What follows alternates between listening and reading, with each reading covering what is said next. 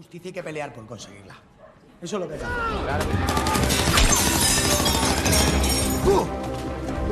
sí. Vamos. Vamos.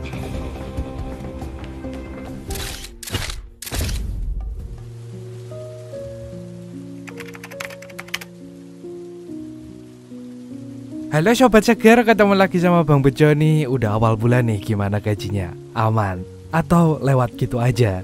Jangan lupa ya bayar cicilan dan ngasih ke orang tua. Ya meskipun gaji kecil tapi hati jangan kecil juga. Bang Bejo sore ini lagi bijak-bijaknya nih dan mau kasih sedikit wejangan. Tapi sebelum itu terima kasih sebesar-besarnya buat KANTDH yang udah nyawer ke Refresh Movie. Dan buat yang lain boleh juga lo ikutan nyawer. Bisa buat nitip salam, mau curhat, butuh nasihat ke Bang Bejo, dan mau ngasih tebak-tebakan juga bisa.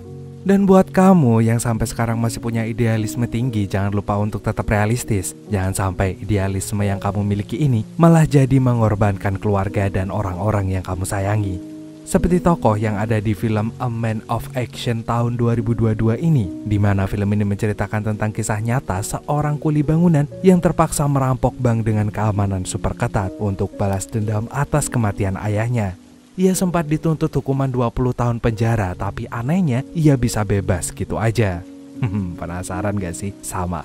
Jadi tetap semangat ya buat kamu yang lagi berjuang. Selamat nonton dan selamat malam.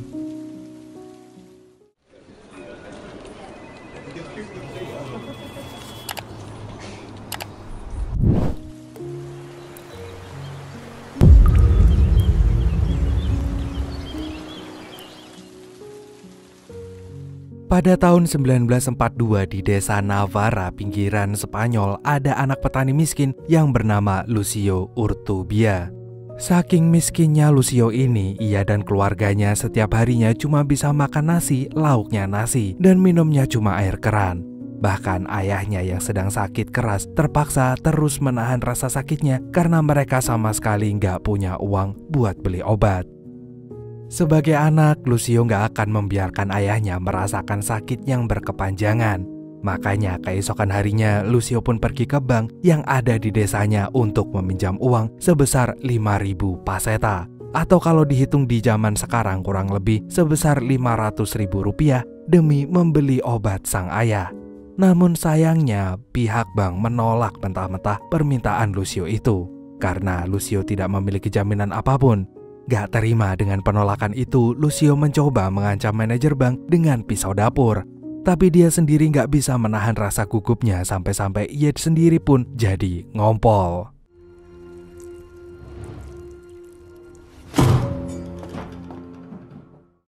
Teler atau dikai capung nih. Namun naasnya pas Lucio pulang ke rumah, sang ayah telah berpulang ke Yang Maha Kuasa. Dan itu menjadi duka terbesar bagi keluarganya.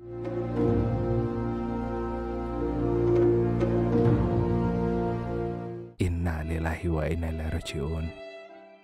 Untuk memperbaiki hidupnya, kakak perempuan Lucio yang bernama Satur akhirnya memutuskan untuk merantau ke Paris. Begitupun dengan Lucio. Tapi karena Lucio ini masih bocil dan belum masuk wajib militer, maka Satur pun melarangnya. Lagi pula sebelum Lucio melaksanakan wamil, ia nggak mungkin bisa keluar dari Spanyol. 10 tahun kemudian, Lucio telah menyelesaikan kewajibannya di militer. Ia kemudian menyusul kakaknya ke Paris.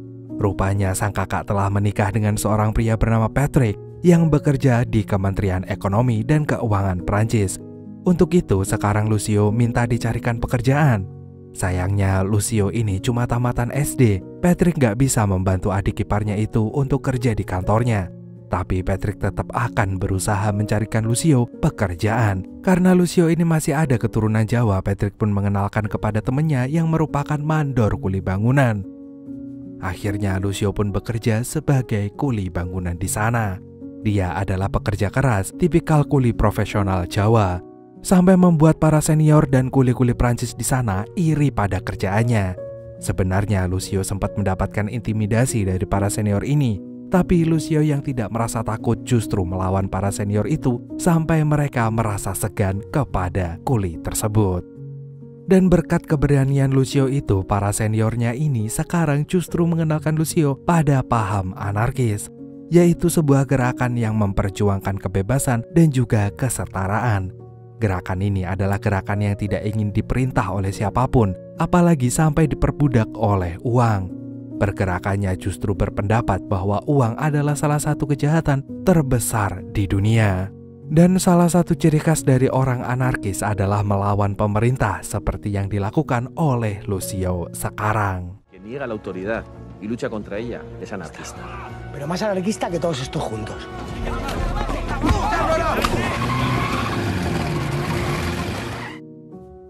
Sejak saat itu, Lucio pun tergabung dalam gerakan anarkis. Dan sebagai pendatang dari Spanyol, Lucio sampai bela-belain les bahasa Prancis supaya ia bisa berkomunikasi dengan orang-orang di sini. Dan esok paginya, Lucio didatangi oleh seniornya yang bernama Germinal. Dia minta tolong pada Lucio untuk menampung seseorang yang sangat penting bagi gerakan anarkis ini. Ia merupakan seorang perampok bank di Barcelona. Namanya adalah Quico. Kabarnya Quico ini pernah merampok sebesar 50 paseta atau sekitar 5 juta rupiah. Padahal ketika dikonfirmasi langsung, Quico cuma merampok sebesar 30.000 paseta aja. Kelebihan 20.000 paseta itu sebenarnya cuma akalan-akalan pihak bank supaya mereka dapat asuransi lebih banyak, dan itu membuat Quico semakin membenci bank. Baginya, bank gak lebih dari sebuah tempat yang mengeksploitasi pekerja dan merusak kesetaraan. Untuk itu, esoknya Quico mengajak Lucio merampok di bank. Awalnya Lucio ingin menolak ajakan itu, namun di sisi lain ia juga sangat membenci bank karena bank telah membuatnya menjadi yatim. Mendengar itu, Lucio pun setuju dengan ajakan Quico yang ingin merampok bank. Hitung-hitung itu adalah sebagai balas dendam atas kematian sang ayah. Jadi tanpa butuh waktu lama, Quico dan Lucio pun segera beraksi. Sebagai orang yang berpengalaman, Quico masuk ke bank dengan penuh percaya diri. Ia juga membawa senjata api yang membuat orang-orang merasa ketakutan. Lucio pun berusaha menekan rasa gugupnya. Meskipun lagi-lagi ia mengompol, namun berkat kehadiran Quico, Lucio menjadi lebih percaya diri.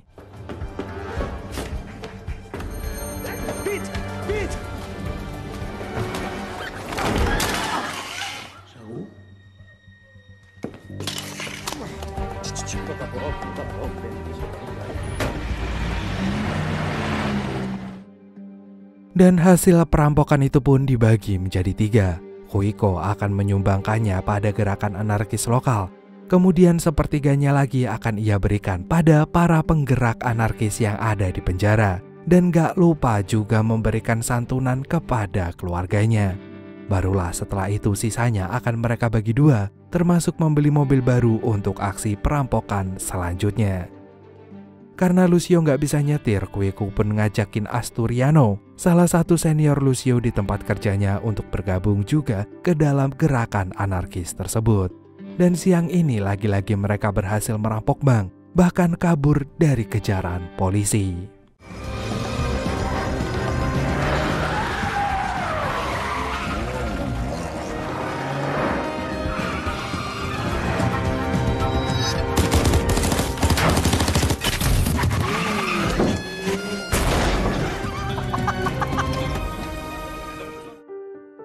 Aksi perampokan itu pun dengan cepat sampai ke telinga Inspektur Costello. Polisi ini segera memeriksa TKP dan bertemu dengan seorang saksi yang mengatakan kalau perampoknya bisa berbahasa Prancis dengan aksen Spanyol.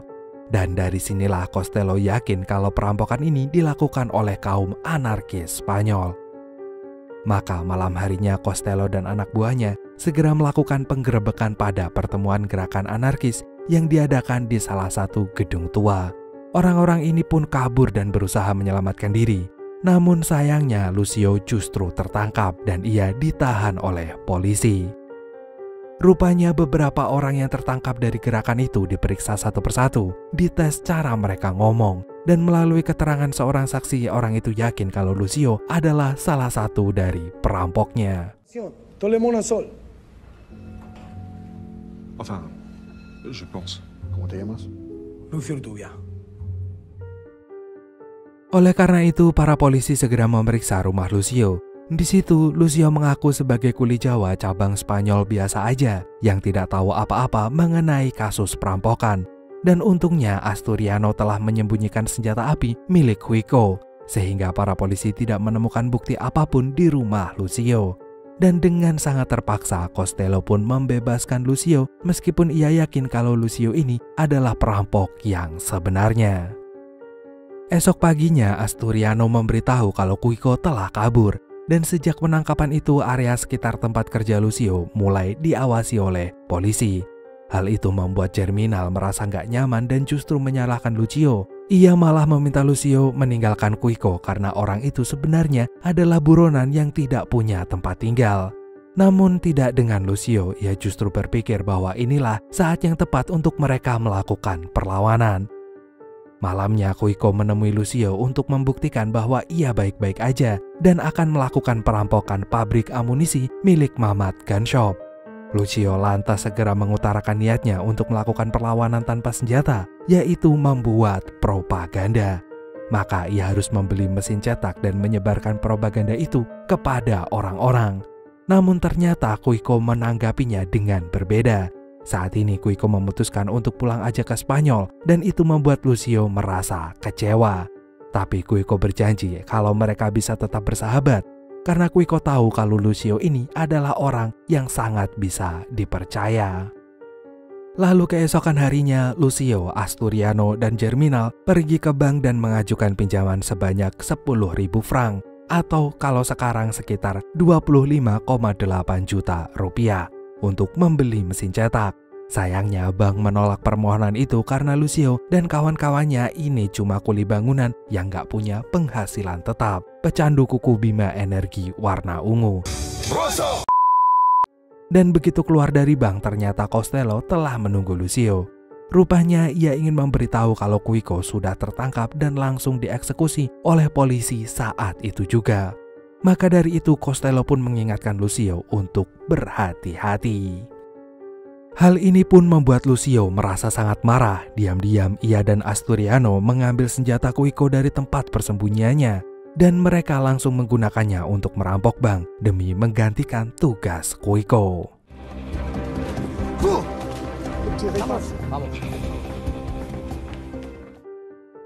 Setelah itu Lucio pun menyisihkan uang 10.000 franknya untuk membeli mesin percetakan. Ia sudah memutuskan untuk mendirikan bisnis percetakan, bahkan merekrut beberapa pegawai yang bisa ia percaya. Germinal juga ingin bergabung bersama Lucio, tapi karena Lucio yakin kalau Germinal telah mengkhianatinya sampai membuat Quico tertangkap, maka Lucio pun menolak Germinal dan membuat pria itu harus menahan kesal dan tetap menjadi kuli Perancis.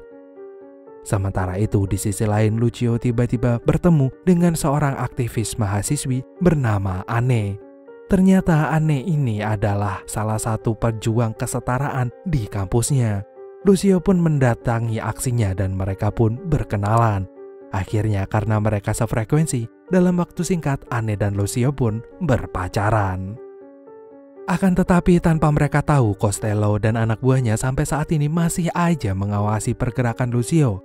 Sayangnya karena belum menemukan bukti apapun, atasan Costello pun menyuruhnya untuk menghentikan penyelidikan ini. Karena sebenarnya ada kasus lainnya yang lebih mendesak untuk diselesaikan, kasus kecurangan pemilu misalnya. Pada saat yang sama, Amerika Serikat dan Kuba saat ini sedang bersitegang. Hal itu membuat Lucio berpikir bahwa inilah kesempatan yang bagus untuk menjatuhkan Amerika sebagai negara kapitalis. Teman-temannya pun mengusulkan untuk menerima percetakan paspor maupun dokumen palsu. Sedangkan Lucio punya ide lebih besar lagi, yaitu mencetak dolar palsu, supaya bisa menjatuhkan mata uang dolar yang tentu akan merugikan Amerika. Untuk itu Lucio pun menemui Patrick, kakak iparnya yang baru aja kena PHK. Dan karena saat ini Patrick menjadi pengangguran, Lucio pun ngajakin dia untuk bergabung membuat plat dolar palsu ini di percetakannya. Patrick sebenarnya merasa bimbang, tapi karena ia juga butuh uang dan ia nggak mau jadi driver ojol, akhirnya Patrick pun menerima tawaran ini. Gak lama kemudian Lucio memulai proses cetakannya. Ia dan teman-temannya membuat plat dolar sampai mencetak uang palsu itu hingga mirip banget dengan aslinya. Lucio lantas mengujinya dengan menukarkan uang palsu itu kepada bank, yang ternyata pihak bank pun tidak menyadarinya. Setelah itu Lucio membagikan uang yang berhasil didapatkan dari bank kepada orang-orang yang membutuhkannya. Bersamaan dengan itu, Anne memberitahu Lucio kalau saat ini ia tengah mengandung buah hati mereka.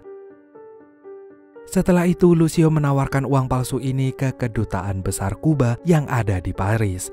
Sayangnya, duta besar Kuba tidak berani melakukannya. Saat ini kantornya sedang diawasi sebagai dampak dari hubungan Kuba dan Amerika Serikat yang memburuk. Namun duta besar itu mempunyai saran supaya Lucio menemui seorang revolusioner dari Kuba yang bernama Che Guevara. Maka keesokan harinya Lucio pun diantar oleh Anne pergi ke bandara. Di situ duta besar ternyata telah menunggunya dan Lucio membawa jutaan dolar uang palsunya.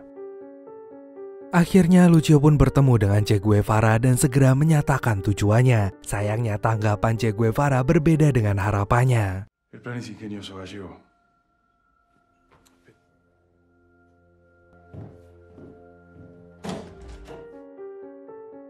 Akhirnya Lucio pun pulang dengan perasaan yang sangat kecewa. Tetapi di sisi lain Lucio ternyata masih diawasi oleh Castello dan teman-temannya. Anne pun memberitahunya dan Lucio segera menyadari kalau Costello telah mengejarnya.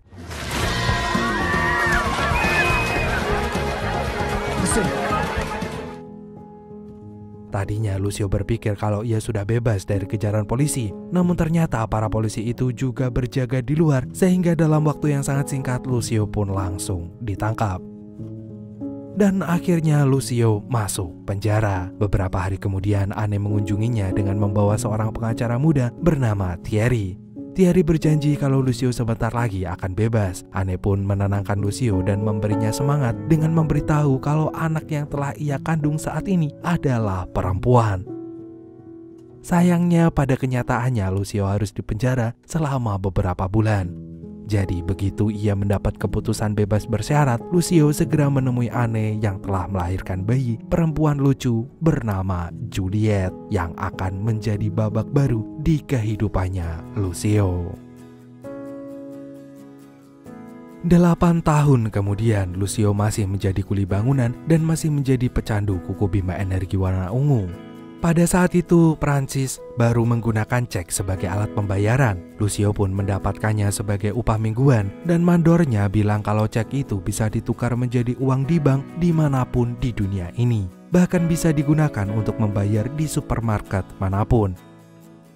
Tadinya Lucio belum memahami fungsi cek ini, namun saat ia belanja bulanan di supermarket, kasir supermarketnya memberitahu kalau Lucio bisa membayar semua barang belanjaannya menggunakan cek. Akhirnya Lucio pun segera memberitahu penemuan ini kepada teman-temannya di percetakan. Lucio punya ide untuk memalsukan cek ini supaya bank itu merugi, dan sasaran Lucio adalah First National City Bank yang merupakan bank terbesar milik Amerika. Lucio kemudian membeli cek asli dan berusaha memalsukannya dengan timnya. Meskipun terlihat lebih mudah daripada memasukkan dolar, namun cek ini membutuhkan kecermatan. Tapi satu hal yang Lucio pasti tahu, pemeriksaan cek ini masih jauh lebih rendah dibanding pemeriksaan uang palsu. Jadinya mereka bisa menukarkannya dengan lebih mudah. Setelah cek palsunya terlihat sempurna, Lucio pun kembali mengujinya dengan menukarkannya ke bank. Di situ pihak bank harus memeriksa nomor serinya terlebih dahulu untuk memastikan kalau cek itu bukan dari hasil curian atau cek yang hilang.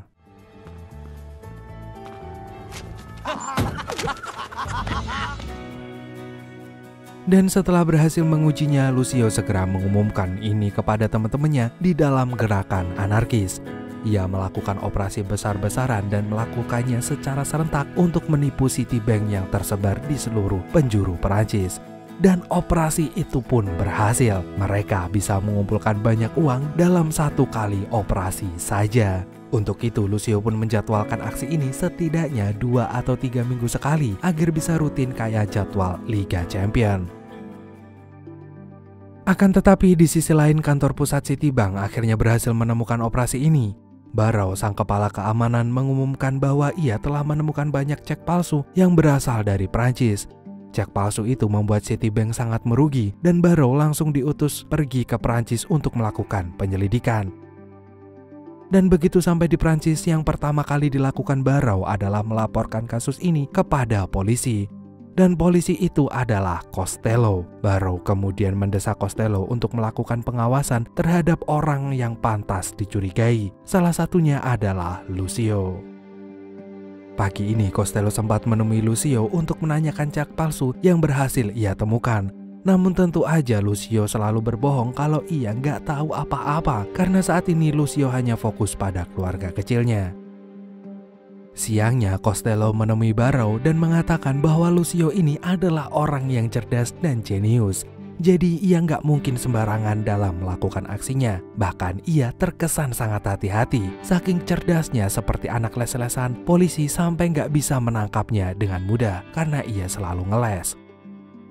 Sementara itu, di sisi lain, sejak ditemukannya banyak sekali cek palsu di Citibank, banyak bank maupun toko-toko di Prancis yang melakukan pengawasan dengan ketat. Bahkan beberapa dari mereka menolak cek sebagai alat pembayaran. Mungkin kalau pakai QRIS bisa. Untuk itu, orang-orang dari gerakan anarkis pun terpaksa menghentikan aksinya, dan itu berarti Lucio tidak mendapat pemasukan dari sana. Maka Lucio pun memutuskan untuk menjual cek palsu ini kepada seseorang supaya mereka bisa menghilangkan jejaknya dengan cepat. Situasi pun menjadi semakin genting karena keluarga Lucio mulai menyadari kalau kini mereka kembali diawasi. Satur, kakak Lucio juga marah kepada adiknya. Ia nggak ingin adiknya ini berulah lagi yang membuatnya kembali masuk penjara. Sementara itu, Anne juga marah pada Lucio. Ia takut Lucio kembali di penjara dan itu membuat Juliet akan kehilangan sosok ayahnya. Anne pun memberitahu Lucio kalau ia mendapat tawaran pekerjaan di Bolivia menjadi peternak lele. Anne ingin membawa keluarga kecilnya itu ke Bolivia supaya mereka bisa pergi dari Paris. Namun karena Lucio masih punya tanggung jawab mengenai cek palsu itu, Lucio pun belum menyetujui usulnya Anne. Beberapa saat kemudian Lucio pun menemui temannya yang bernama Charlie, yang ternyata ia juga mantan napi. Charlie dipenjara karena kasus pemalsuan cek, sehingga Lucio menghubunginya untuk menjual cek palsu miliknya. Melalui Charlie, Lucio diminta untuk menemui seseorang bernama Tony Greco yang mengaku sebagai orang Amerika. Mereka pun akhirnya bernegosiasi. Lucio menawarkan cek palsu buatannya itu dengan harga $1 juta, sedangkan cek palsu itu nantinya senilai $3 juta. Tony pun akhirnya menyetujuinya, tapi ia baru bisa membayarnya pada hari Sabtu nanti. Sementara itu, begitu sampai di rumah, Anne memberitahu Lucio kalau mereka akan berangkat ke Bolivia pada 1 siang. Dan Anne sudah membeli tiketnya. Saat ini ia sudah membulatkan tekad untuk berangkat bersama Juliet, entah mau Lucio ikut atau tidak. Dan pada hari Sabtu pagi, Lucio sudah bersiap untuk pergi menemui Tony Greco. Sesungguhnya ia pun juga ingin bersama dengan Anne, tapi Lucio nggak mungkin meninggalkan urusan ini begitu aja. Dan begitu Lucio berangkat menemui Tony, Lucio sudah diikuti oleh para polisi. Hal itu membuatnya sangat kesal sampai akhirnya Lucio pun bertindak nekat.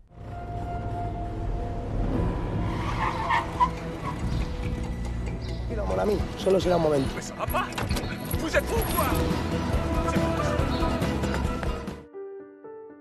Beberapa saat kemudian Lucio menemui Asturiano yang telah menunggunya di sebuah kafe. Sembari ngopi-ngopi cantik, mereka pun menunggu Tony yang datang. Akhirnya setelah beberapa saat menunggu, Tony pun datang dengan gerak-gerik yang mencurigakan. Dan setelah mendapatkan isyarat dari Tony, Lucio pun baru mendekat. Dan pada saat itulah Lucio pun akhirnya tertangkap.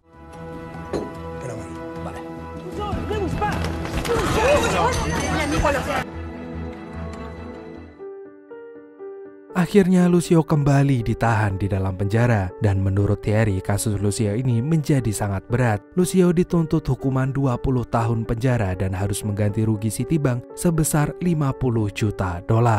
Namun di sisi lain, teman-teman Lucio juga ditangkap. Meskipun mereka tidak mendapat hukuman seberat Lucio, akan tetapi Patrick berhasil pergi. Dan itu membuat Lucio curiga kepadanya.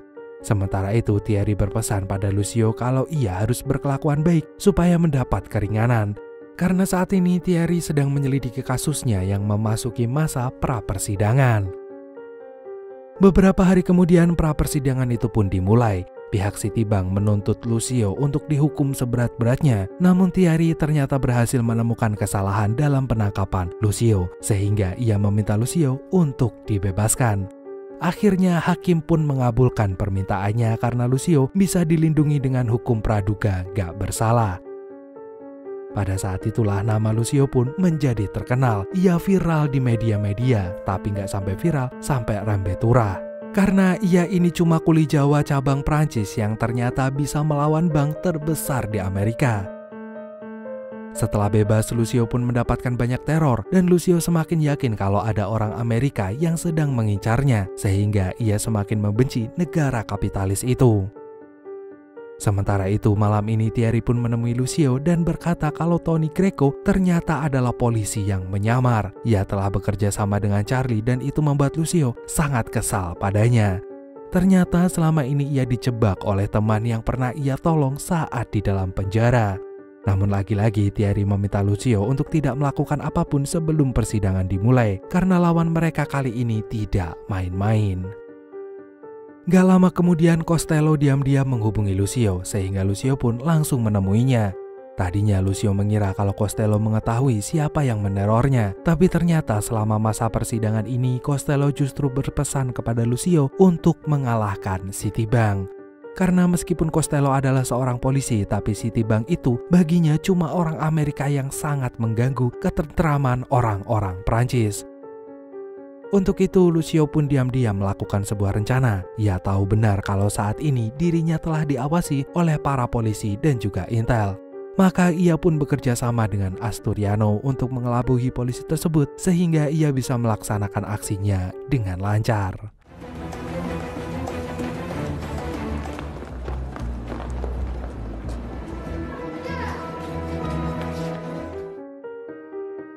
Ternyata Lucio berencana mencetak cek palsu lagi, kemudian menyebarkannya melalui orang-orang di gerakan anarkis.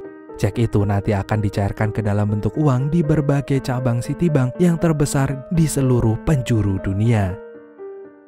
Dan setelah itu Lucio pun menghubungi Anne dan Juliet yang ada di Bolivia.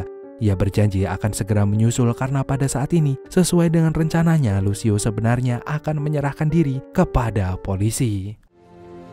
Ya se lo diré yo. ¡Tienes que pagarme!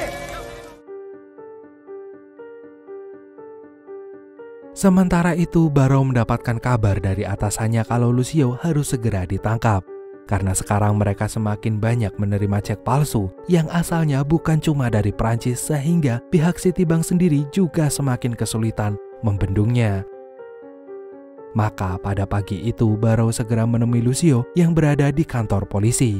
Barrow pun sudah merasa puas ketika Lucio kembali di penjara. Ia berpikir kalau pria itu sudah putus asa sehingga ia menyerahkan diri. Namun Barrow salah.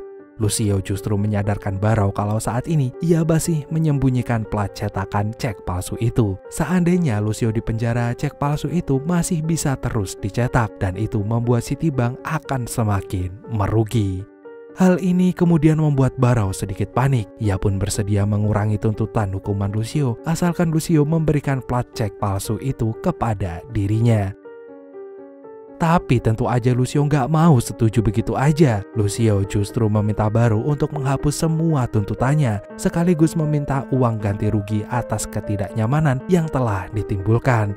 Dengan begitu, Lucio berjanji kalau Citibank tidak akan mendapat laporan mengenai cek palsu itu lagi. Dan setelah berpikir cukup keras, akhirnya Barrow terpaksa menyetujui negosiasi ini. Ia pun memilih untuk membayar ganti rugi dan membebaskan Lucio supaya ia mendapatkan platnya. Dengan begitu, Lucio atau teman-temannya tidak akan mencetak cek palsu lagi yang membuat Citibank merugi. Dan akhirnya Lucio pun berhasil bebas dan ia mendapatkan uang ganti rugi dengan jumlah yang tidak pernah disebutkan oleh sejarah. Setelah itu Lucio pun menyusul Anne dan Juliet ke Bolivia. Dan sekarang ia telah mendapatkan tantangan baru untuk memperjuangkan kesetaraan. Di sini Lucio tidak menyebarkan propaganda, tapi membantu dalam bidang pembangunan sesuai dengan keahliannya. Hey, I wish you could see yourself just sitting there on my chair. I'm staring